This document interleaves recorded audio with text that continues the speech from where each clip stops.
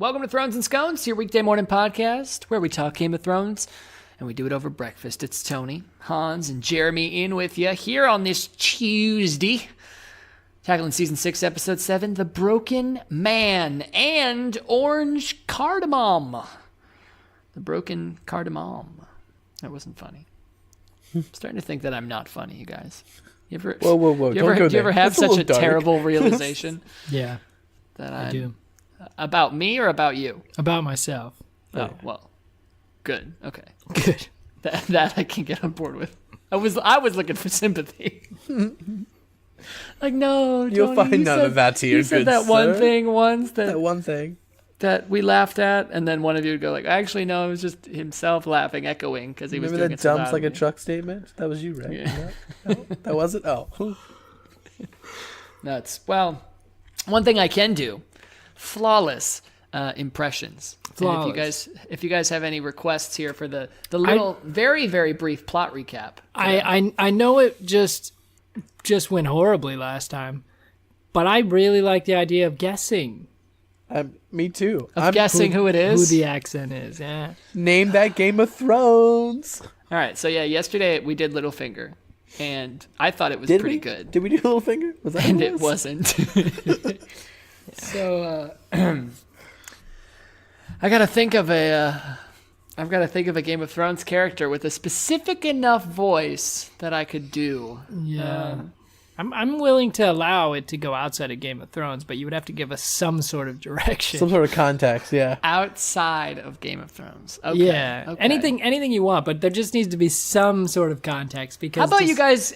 So how about if you guys pick the context then? Okay. You guys give me something. You can't a give movie, me a television show, a form of media, and then I will make you guess a specific thing. You can't give me this much leash. You know what happened with that superhero game when we were trying to play that YouTube superhero game. I know.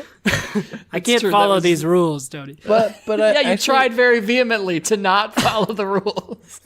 Let's do X-Men. What? Cool. What do you mean X from the movies? Yeah, why not? Although I'm really sitting there thinking, I'm like, fuck, I wouldn't recognize I know any like of them. one of those actors. Yeah, there's Fine, one fine. X-Men voice you could do. Well, we and could you'd do. know Let's it. just do Avengers then. That's relevant. Okay, the Avengers universe. Yes. Anything. Do I at with least have Hans's thing where it can be potentially any of them up to the most recent movie? them. Yeah, absolutely. That's fine. All right. Anyone in that universe. Okay. The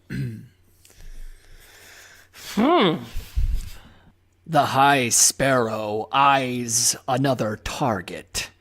Jaime confronts a hero. Arya makes a plan.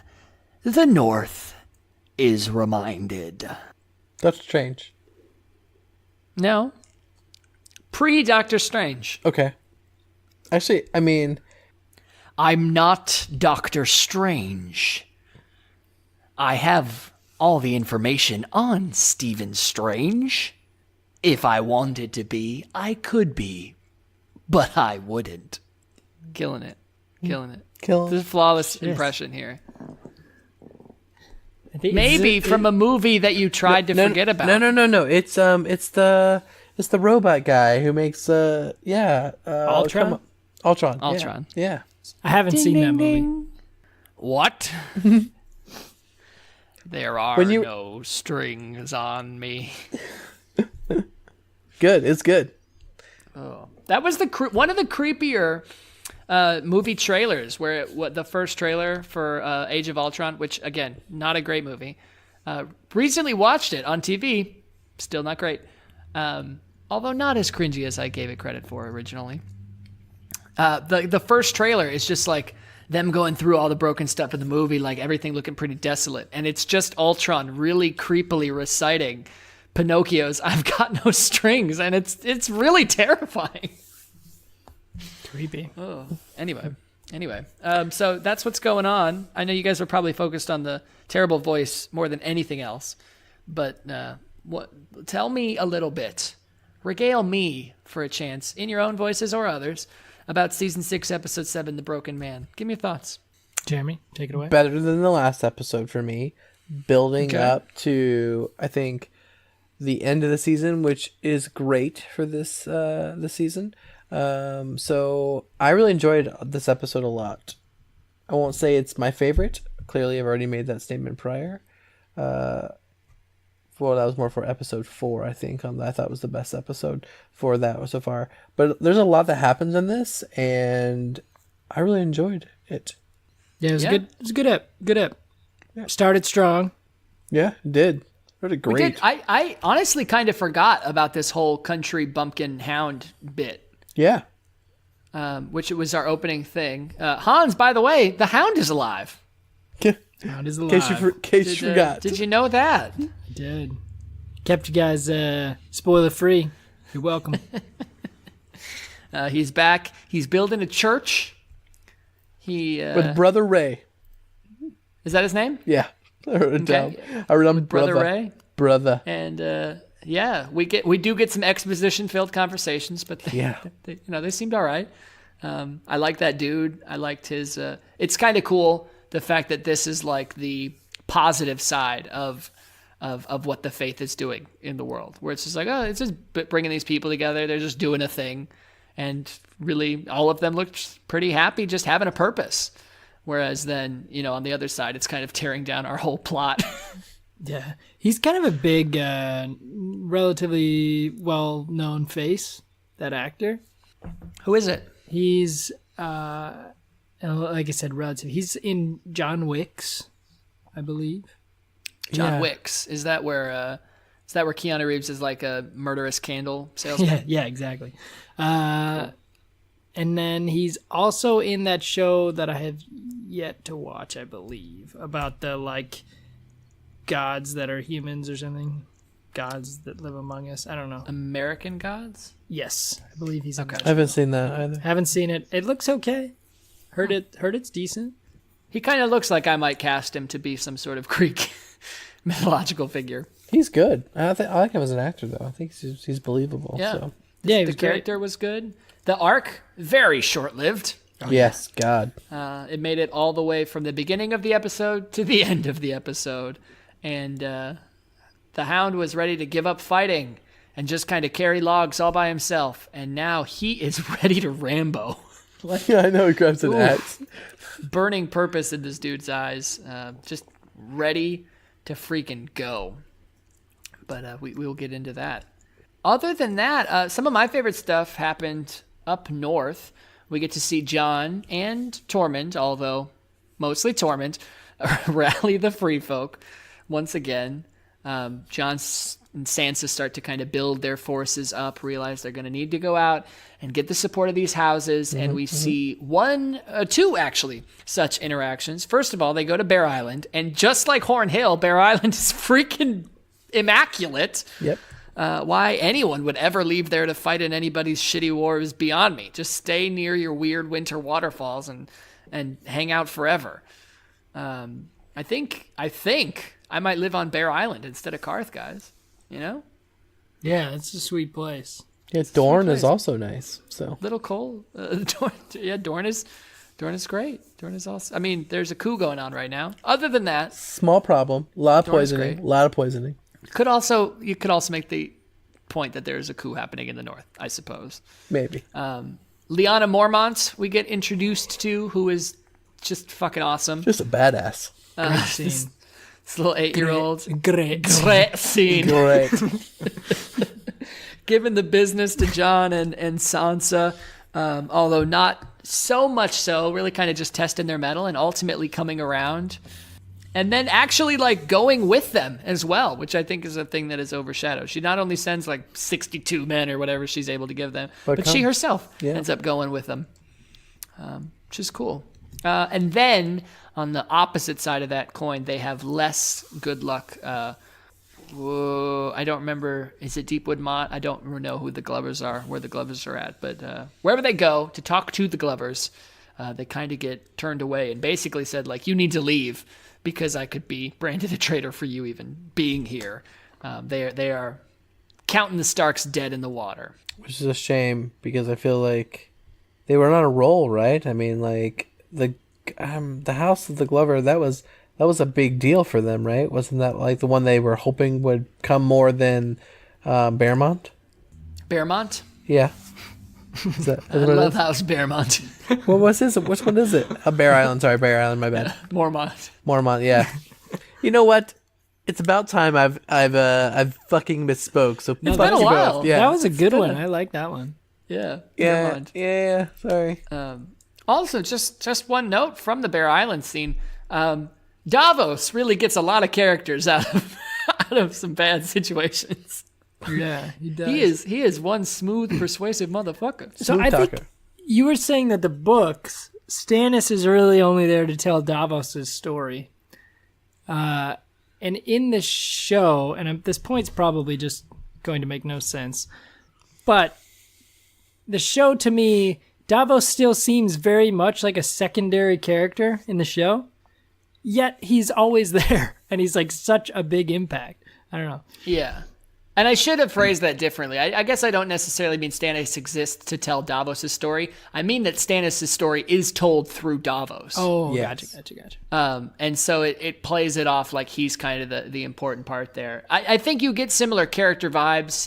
You understand that he is from a... like they want you to embrace his character, but they don't necessarily want to make him important. Like a main Right. guy. Yeah. Yeah, Okay, that makes it. That's kind of how I get him in the show, too. And I like Davos. I like a lot of his interactions. Oh, yeah. He's a good dude, but I just thought that was interesting. I have a lot of moments in this show that I really liked. Some smaller than others. I don't know if Run me you down. guys ready for this rundown? Go. Okay.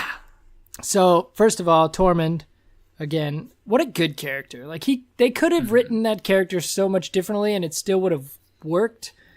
But I think making him so likable and making sense and being that kind of badass dude, And just a really cool character, I think. Yeah. And then because I feel like he very well could have been that just kind of complete asshole who still knows it's the right thing to do, but it's cool that they make him still like Jon, even though he doesn't have, he could have kept all that hate and stuff for the crows and all that, but he's just a little bit more of a logical character, which I think plays out really well. I think Ginger. he could. And Ginger, kissed by fire. Yeah. But what a good character. I think, and like I said, but that character could have been written so differently and still probably would have worked. Like, I think he could have been just a complete asshole, even to Jon and all that stuff, but still doing the right thing. And I don't think I would have liked that as much, but I feel like that could have very easily been the way he was written. And I'm glad they didn't do that. But anyway, awesome character.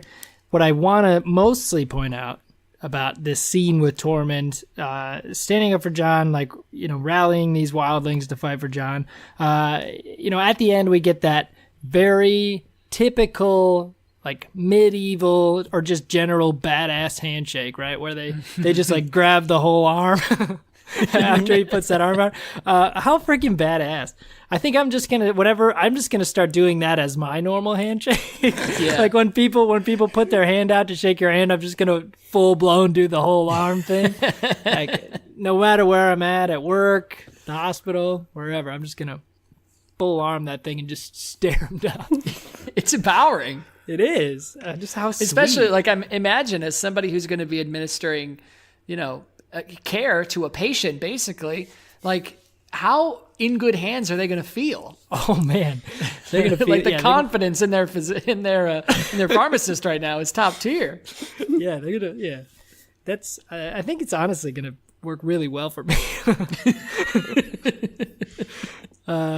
Other scenes that I really really like. I love the scene with Jaime and Bronn.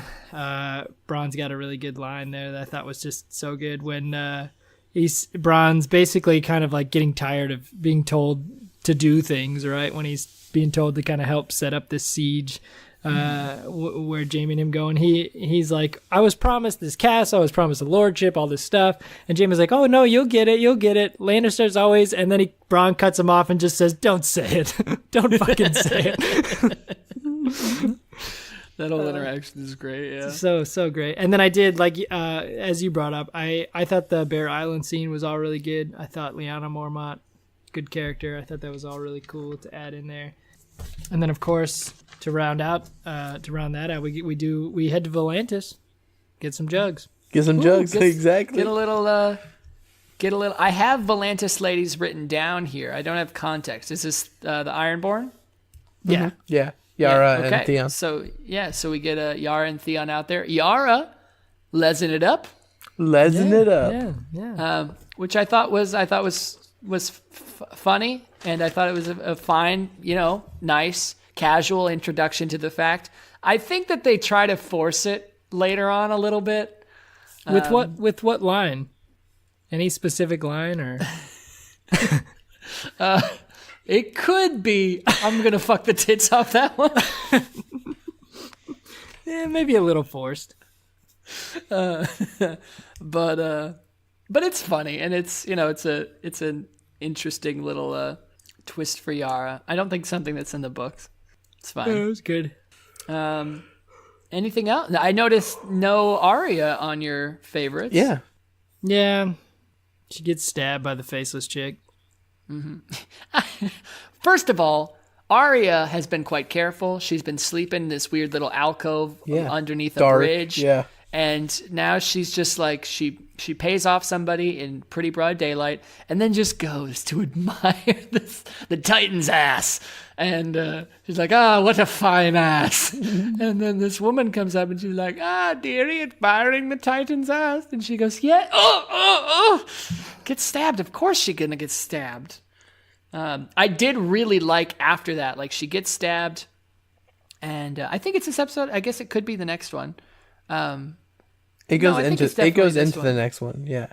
Yeah. So she gets stabbed and she gets out. She jumps off the bridge, climbs out the water downstream a bit, and then she's walking through that crowd, and you have that frantic back and forth with her and the crowd, and it's like everyone she makes eye contact with, she's super jumpy. It really does a great job of, you have no idea who is and isn't your enemy right now. Like when I think this is the first time that it's really played up the coolness of, this assassin could literally be anybody and you never know. Right. Yeah, that was really cool. And just the fact that no one is helping her either. She's obviously she's bleeding out. Exactly. Yeah. And that is all. I had one more note from the episode. That was Olenna basically getting a kind of drawing from Marjorie, which I guess is just to signify that, hey, I'm good. I know who I am. Yeah. I haven't lost my mind. I gotta do this or something. That's how I took it too. Is just her saying that this is an act to get through this or to kind of work this from the inside or something. But yeah. What was you guys' least favorite parts about the episode? I think that the scene after that with Olenna and Cersei. Yeah. It wasn't a bad scene necessarily. I thought it was way too long. Yeah. And I just didn't really buy. I didn't know what they were setting up. Knowing what happens down the road, I can kind of see maybe Cersei is really playing ahead, but I kind of don't think she is. So I almost don't get that scene at all. I think that was my least favorite part. Yeah, I think that would probably be mine too. I guess I don't really have any major gripes about this episode. I thought overall it was pretty solid episode. Yeah, and it builds into next episode so well. So that's why I really didn't I think, and I watched these 7 and 8 back to back. So I was like, I didn't write much negative about this episode.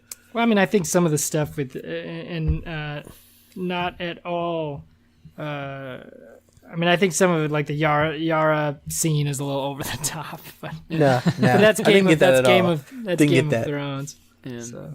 And of course, we're all about equal opportunity. So if you'd like to join us tomorrow for season 6, episode 8 at thronesandscones.com or wherever you're listening in, we're going to get a penis, but we'll get into that then.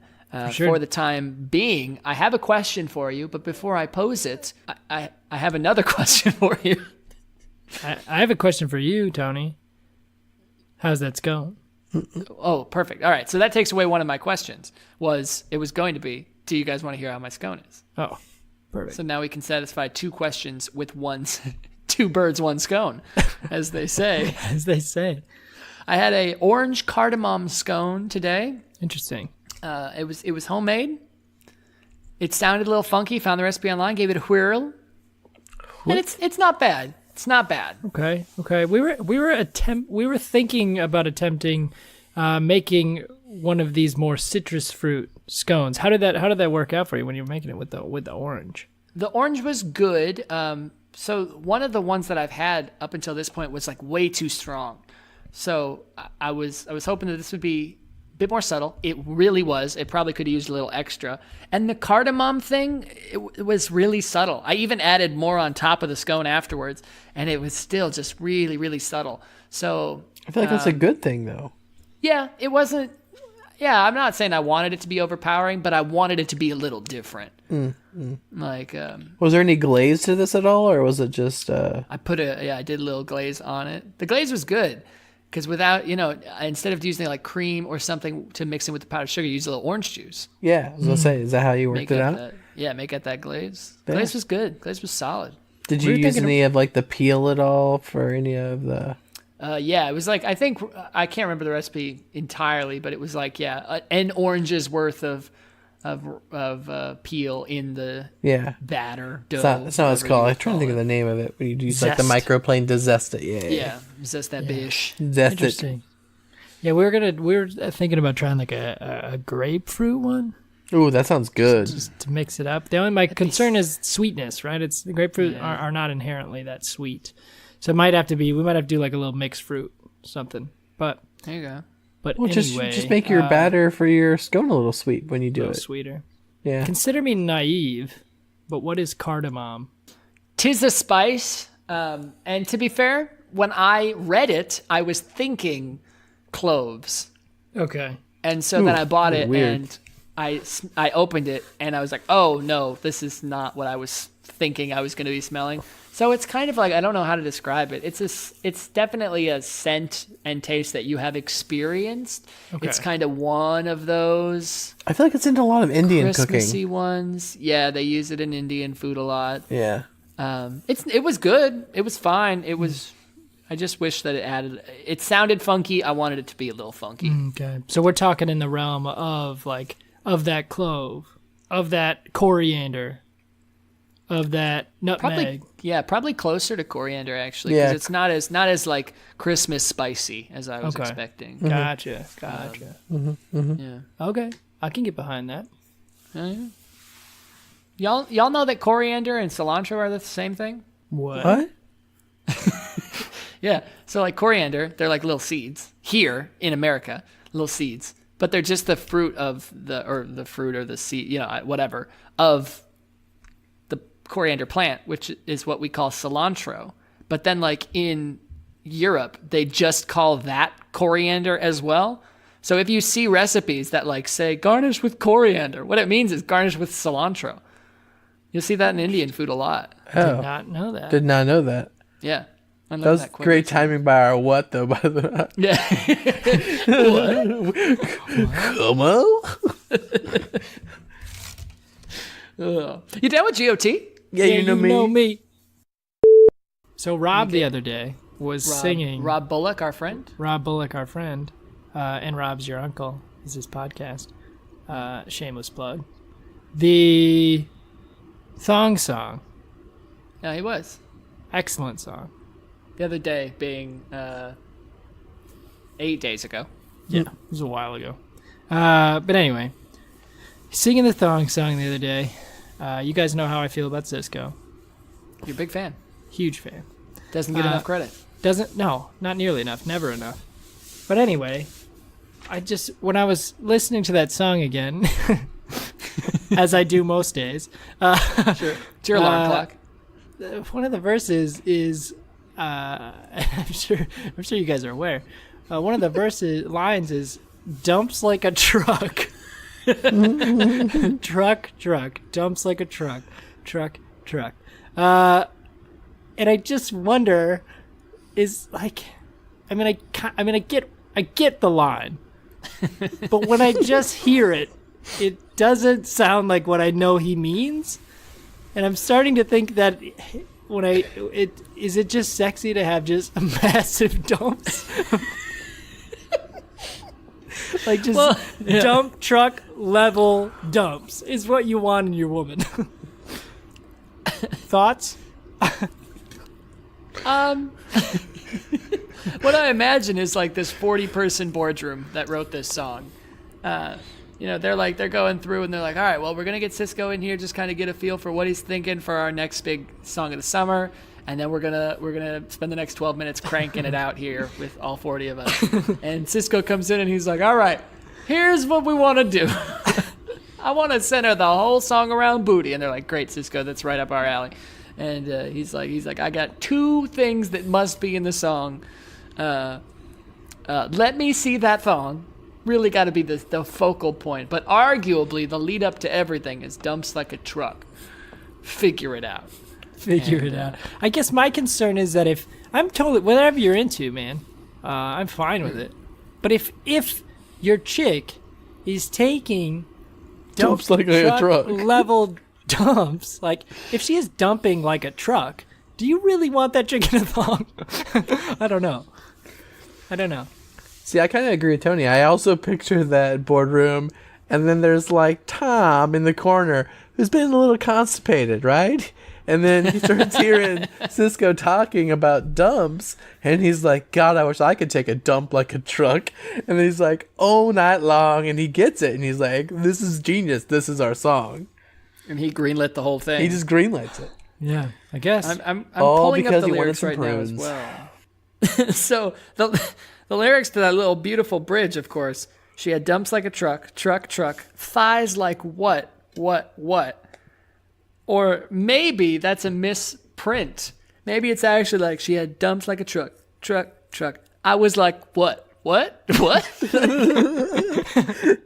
And she's like, all night long.